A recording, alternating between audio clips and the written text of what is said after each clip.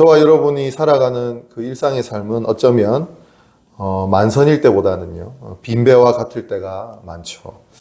그래서 때로는 낙심하고 걱정하고 또 더 나아가 두려워하기도 합니다. 그러나 결국 그런 빈배와 같은 일상의 삶이 있기에 우리는 더욱 주님을 의지하고 바라보는 영적인 아이러니를 살아가게 되는 것이죠. 그러므로 우리의 부족함이 곧 은혜의 시작임을 기억하고 오늘 말씀 가운데 나아가기를 주님의 이름으로 축원합니다. 예수님께서 공생애를 시작하시고 첫 번째 기적을 행하신 장소는 회당이나 성전이 아니었습니다. 바로 혼례 예식, 결혼식장이었죠. 결혼식은 가장 일상적이면서도 한 사람의 인생에서 가장 기쁘고 행복해야 할 축제의 자리입니다. 온 동네 사람들이 모여서 축하하고 먹고 마시며 즐거워하는 자리인 것이죠. 그런데 이 잔치집에 심각한 문제가 생겼습니다. 3절에 포도주가 떨어진지라 그렇게 얘기하거든요. 여러분 혹시 중요한 손님들을 집에 초대해서 식사를 이렇게 대접해 본 경험들이 다 있으시죠? 며칠 전부터 메뉴를 고민하고 장을 보고 정성스럽게 음식을 준비합니다. 그런데 막상 식사가 딱 시작되고 분위기가 무르익어갔을 때 준비한 밥이 떨어질 때가 있더라는 것이죠. 밥솥을 열었는데 텅 비어 있을 때의 그 당혹감과 식은땀 흘렸던 그런 경험들이 있으실 것 같습니다. 저도 예전에 그 청년들과 함께 수련회를 갔다가 이 비슷한 경험을 한 적이 있습니다. 저녁 식사를 하는데 여러분 수련회는 빠지면 안 되는 메뉴가 꼭 있습니다. 뭘까요? 카레. 카레는 빠지면 안 되죠. 저녁에 이제 카레를 맛있게 이렇게 끓여서 한 30명 정도가 이제 먹어야 되는데 큰 솥 가득히 이제 카레를 만들었습니다. 그 카레 냄새가 진동을 하니까 다들 이제 기대에 부풀어서 저녁을 먹을 준비를 했죠. 그런데 배식을 이제 시작하고 얼마 되지 않아서 밥이 모자란 거예요. 이 밥을 지을 때 쌀 양을 잘못 계산해서 넉넉하게 하지 못한 것이죠. 그래서 아직 밥을 못 받은 청년들이 엄청 많은 거예요. 순간 분위기가 얼마나 쌓였던지 여러분 전쟁에 실패하는 병사는 살아남아도 배식에 실패한 병사는 죽습니다. 그래서 급하게 라면을 끓여가지고 뭐 위기를 이제 모면하긴 했지만 굉장히 당혹스러운 순간이었습니다. 오늘 우리가 읽은 이 요한복음 본문에는 밥이 떨어진 것과는 비교도 안 될 만큼 심각한 상황이 벌어지는 것이죠. 바로 혼인잔치의 포도주가 떨어졌다라는 것입니다. 유대인의 그 결혼식에서 포도주는요, 기쁨과 축복의 상징입니다. 잔치는 보통 일주일 정도 이제 계속이 되는데 도중에 포도주가 떨어졌다라고 하는 것은 단순히 음료수가 부족한 정도의 문제가 아닙니다. 손님에 대한 큰 결례고 이 잔치의 흥이 깨지는 신랑과 신부의 가문에 씻을 수 없는 수치를 안겨주는 비상사태와 같은 것이죠. 주인이 계획하고 다 준비했을 텐데 예상을 빗나가는 일이 벌어졌다는 것입니다. 사랑하는 성도 여러분, 우리 인생도 우리의 가정도 이 잔치집과 같을 때가 있지요. 우리는 모두 행복한 가정 또 기쁨이 넘치는 인생을 꿈꾸고 그렇게 결혼을 하고 가정을 꾸리고 하루하루를 살아갑니다. 우리 집은 늘 웃음꽃이 필 것이고 언제나 행복만 가득할 것이라고 생각하면서 인생의 잔치를 시작하죠. 그런데 살다 보면 예기치 않게 포도주가 떨어진 순간이 찾아온다라는 것입니다. 부부관계에 기쁨의 포도주가 말라버려 대화가 끊어지죠. 자녀의 문제에 속이 타들어갑니다. 건강이라는 포도주가 떨어져 질병이 찾아오기도 하고요. 사업의 부도나 실직 같은 재정의 결핍이 찾아와 우리의 인생의 잔치를 위협하기도 합니다. 겉으로는 웃고 있지만 속으로는 어떡하지? 더 이상 남은 것이 없는데 하며 불안해하는 것이 우리의 솔직한 모습일지도 모르겠습니다. 오늘 본문은 바로 이런 인생의 위기와 가정의 결핍 앞에서 주님이 어떻게 일하시는지를 보여줍니다. 포도주가 떨어져 낭패를 당한 가정에 어떻게 다시금 최상의 포도주와 같은 그 일상의 은혜를 회복하시는지 오늘 말씀을 통해서 우리 함께 나누고자 원합니다. 첫 번째는요, 우리가 일상의 은혜를 받기 위해서는 예수님을 손님이 아닌 주인으로 모셔야 됩니다. 오늘 이 잔치집에 문제가 생겼을 때 다행이었던 점은 그곳에 예수님이 계셨다는 사실입니다. 2절에 보니까 예수와 그 제자들도 혼례의 청함을 받았다라고 기록하죠. 그런데 여러분, 여기서 우리가 주목해야 할 포인트가 있습니다. 예수님은 그곳에 계셨는데 왜 포도주가 떨어지는 문제가 발생했냐라는 것입니다. 여러분, 예수님이 계시면 만사형통해야 되지 않습니까? 예수님이 계시면 어떤 문제도 일어나면 안 되는 것 아닐까요? 근데 문제의 핵심은 뭐냐면 예수님의 위치였다라는 거예요. 2절 말씀을 다시 보면요, 예수님은 청함을 받은, 즉 손님의 자격으로 지금 그곳에 계셨다라는 거예요. 여러분, 손님은 잔치에 참여는 하지만 책임을 지는 사람이 아닙니다. 그죠? 포도주가 떨어지든 음식에 맛이 없든 그것은 주인이 걱정할 일이지 손님이 관여할 문제가 아니라는 거예요. 예수님이 그 자리에 계셨지만 여전히 잔치의 주관자는 연회장이었습니다. 신랑이었죠. 예수님은 한쪽 구석에 앉아서 그저 앉아 계신 하객이었을 뿐이었다는 것입니다. 많은 성도님들이 가정에서 겪는 문제가, 일상에서 겪는 문제가 바로 여기에 있습니다. 목사님, 저는 교회도 열심히 다니고 또 헌금도 하고 집에 신방 예배도 드렸는데 왜 우리 가정에는, 왜 나의 삶에는 계속해서 어려움이 생길까요? 라는 질문이 생기는 것이죠.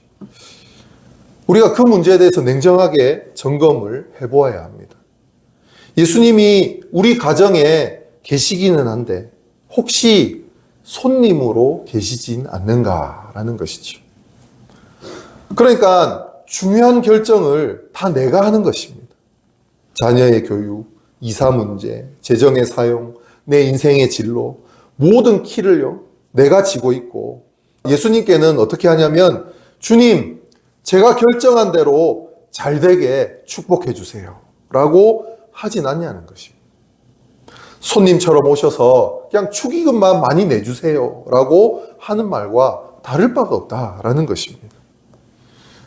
여러분, 기적은 언제 시작됩니까? 예수님의 어머니 마리아가 하인들에게 이렇게 말할 때 시작되었습니다. 5절입니다.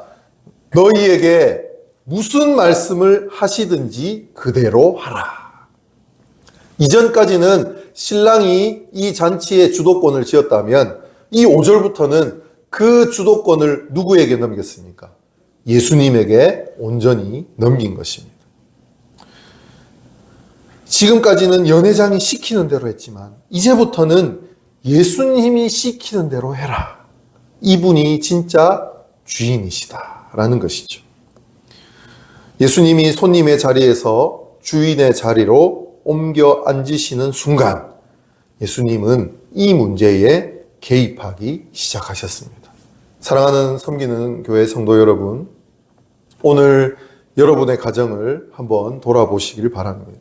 여러분의 인생의 운전대를 누가 잡고 있습니까? 내가 주인 노릇하려고 끙끙대며 아등바등 할 때는 포도주가 떨어지는 그 결핍을 막을 수가 없습니다. 그러나 더 이상 제 힘으로 안 됩니다. 이제 주님이 우리 가정의 주인이 되어 주십시오. 주님이 내 자녀의 아버지가 되어 주십시오. 주님이 내 사업의 주인이 되어 주십시오. 라고 주권을 이양할 때 주님은 그때 일하기 시작합니다. 그러므로 오늘 이 예배가요, 우리 가정의 주인을 바꾸는 이 취임식이 되기를 주님의 이름으로 축복합니다.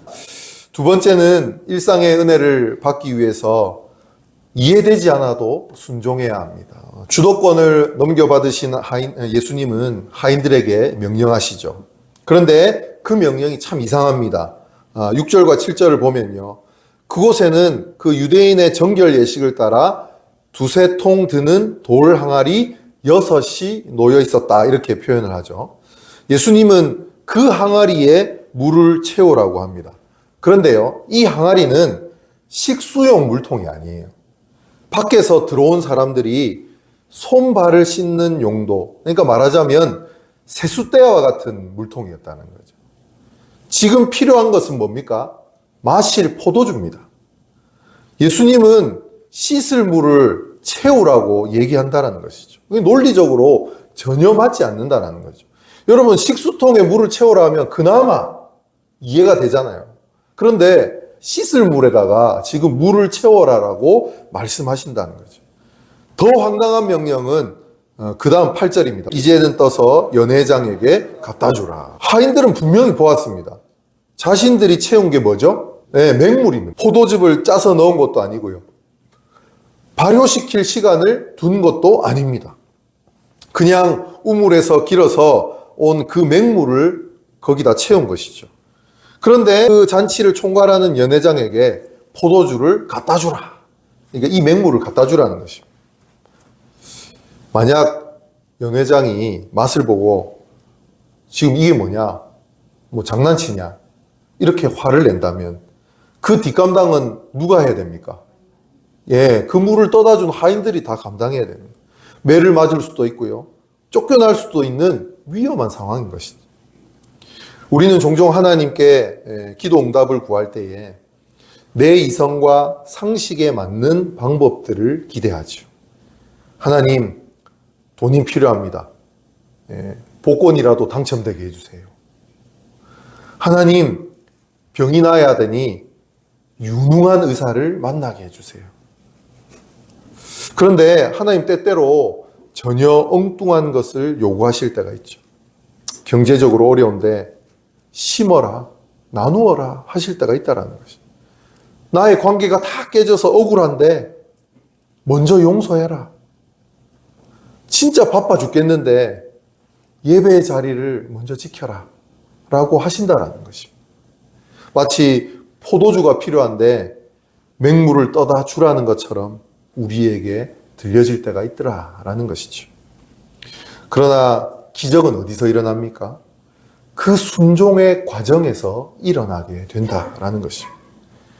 9절의 말씀을 보면 참 의미심장한 구절이 나옵니다. 연회장은 물로 된 포도주를 맛보고 어디서 났는지 알지는 못하지만 물 떠온 하인들은 다 알았다라는 거예요. 그 물은 원래 뭐였습니까? 맹물이었습니다. 그 맹물이 변해서 포도주가 된 것이죠. 잔치를 즐기는 수많은 사람들은 그 결과물인 포도주를 마셨지만 그 기적의 비밀, 그 은혜의 출처를 아는 사람은 오직 순종한 하인들이었다는 거예요. 언제 포도주로 변했을까요? 성경은 정확한 시점을 말하진 않지만요. 문맥상 하인들이 물을 떠서 연회장에게 가는 그 도중에 이제 변했을 것입니다. 항아리에 있을 때는 물이었습니다. 바가지로 뜰 때도 물이었습니다. 그러나 믿음으로 그 발걸음을 옮겨 순종할 때 그 맹물은 극상품의 포도주로 변한 것입니다. 여러분, 이스라엘 백성들이 여리고성을 점령할 때 방법이 뭐였죠? 여리고성 주변을 도는 거였습니다. 하루에 한 바퀴씩 돌고 마지막 7째 날에 7바퀴를 돌아서 13바퀴를 돌았을 때 그 여리고성이 무너졌습니다. 근데 우리가 기억해야 될 사실은 무엇이냐면 그 여리고성을 13바퀴를 도는 동안 여리고성은 아무 일도 일어나지 않았다라고 하는 것이죠. 여러분, 한 바퀴 돌 때마다 뭐 돌멩이가 하나씩 떨어진다던가 무슨 먼지가 일어난다던가 무슨 진동이 온다던가 그런 느낌이 들면 열심히 더 돌 수 있겠죠. 그런데 한 바퀴를 돌아도 그대로고 두 바퀴를 돌아도 그대로고 세 바퀴를 돌아도 그대로면 계속해서 돌 수 있는 동기부여가 없다라는 것이죠. 그 믿음을 가지고 13바퀴를 도는 것은 쉬운 일이 아닙니다. 그런데 결과적으로는 어떻게 됐습니까? 그 13바퀴를 다 돌자마자 그것이 끝이 났을 때 그 여리고성은 무너졌다라고 하는 것이죠. 여러분, 우리가 우리의 상식으로 이해되지 않은 행동들을 하나님이 요구하실 때가 있습니다.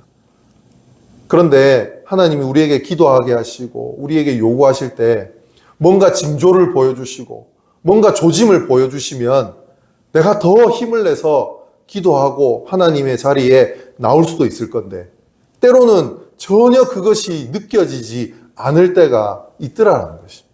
내가 우리 가정을 위해서 기도했는데 우리 가정의 모습은 여전히 변하지 않는 그런 상황들이 계속해서 일어나면 기도해도 뭐 별 소용이 없구나. 기도로 안 되는구나. 라고 포기할 때가 있더라는 거예요. 그 포도주가 떨어질 때가 있더라는 거예요. 그런데 하나님 요구하시는 것은 그 하나님의 때가 되었을 때 우리의 기도를 통해서 하나님의 놀라운 역사를 일으켜 주시는 것이죠. 거기서 가장 중요한 포인트는 뭡니까? 하나님 앞에 순종하는 것이죠. 그 순종을 통해서 하나님은 놀라운 기적의 역사를 우리의 일상 가운데 베푸신다라는 것이죠. 그래서 우리도 다 같이 그 믿음을 가지고 주님 앞에 온전히 순종하는 저와 여러분 되기를 주님의 이름으로 축복합니다. 마지막 세 번째는요. 일상의 은혜는 이전보다 더 좋은 것으로 주신다라는 거죠. 마지막으로 예수님이 만드신 그 포도주의 품질을 우리가 주목해 봐야 됩니다. 연회장이 맛을 보고 깜짝 놀라서 이 신랑에게 말하죠. 10절입니다. 여러분, 세상의 원리는요. 용두삼이라고 그러죠. 처음에는 화려하고 좋지만 시간이 지날수록 시들해지고 맛이 없어집니다. 사랑도 처음에는 막 불타오르지만 시간이 지나면 식게 되는 것이죠. 쾌락도 처음엔 달콤하지만 끝은 허무하고 쓰라리게 되는 것입니다. 이것이 세상이 주는 포도주인 것이죠. 보통 잔치집의 포도주도 마찬가지입니다.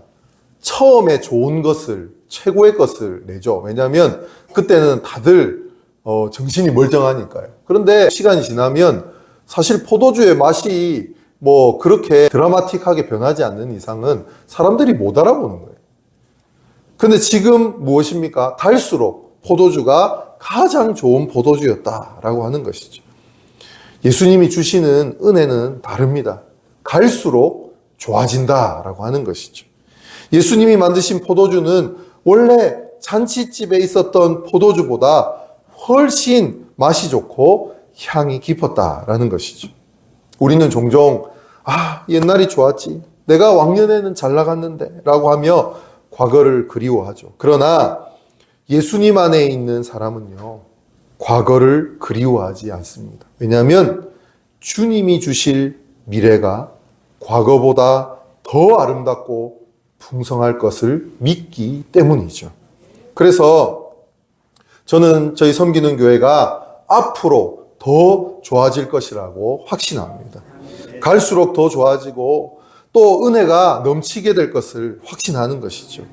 저는 그 믿음으로 지금 계속해서 하나님의 은혜를 구하고 있습니다. 제가 항상 변하지 않고 기도하는 부분이 있습니다. 그것은 무엇이냐면 하나님, 저를 만나는 사람들이 갈수록 잘 되게 해주십시오. 그냥 그 기도를 꼭 하거든요. 말도 그렇게 해요. 저를 만나면 잘 될 거라고. 이것은 단지 뭐 상대방 듣기 좋으라고 하는 말보다는요. 그리고 뭐 제가 잘할 수 있는 능력이 있고 뭐 실력이 있고 뛰어나서 그런 것보다는요. 제가 믿는 하나님이 그렇게 하실 줄 확신하기 때문이죠. 갈수록 더 좋게 하시고 더 은혜롭게 하시고 더 변화시켜 주시는 놀라운 그 능력의 하나님이 내가 믿는 하나님이기 때문입니다. 그래서 저는 그 선포를 과감하게 하는 것입니다. 여러분, 우리 섬기는 교회는 잘 될 겁니다. 여러분의 가정은 더 잘 될 겁니다. 여러분의 사업은 더 잘 될 겁니다. 여러분의 인생은 끝장나게 잘 될 겁니다. 오늘 본문에 나오는 이 가정도 마찬가지입니다. 포도주가 떨어지는 위기를 겪었지만 그 위기 때문에 예수님을 주인으로 모시게 되었죠. 그랬더니 이전보다 더 깊은 사랑, 더 견고한 그 믿음의 가정이 되었다라는 것입니다. 비 온 뒤에 땅이 굳어진다는 말처럼 예수님의 은혜가 임한 가정은 고난 이전으로 복구되는 정도가 아니라 고난 이전과는 비교할 수 없는 새로운 차원의 축복으로 나아가게 되는 것입니다. 여러분의 일상이 지금 맹물처럼 아무 맛도 없고 무료하고 의미 없게 느껴지진 않습니까? 혹시 고난의 쓴 잔을 마시고는 계십니까? 주님 손에 온전히 맡겨드리기를 원합니다.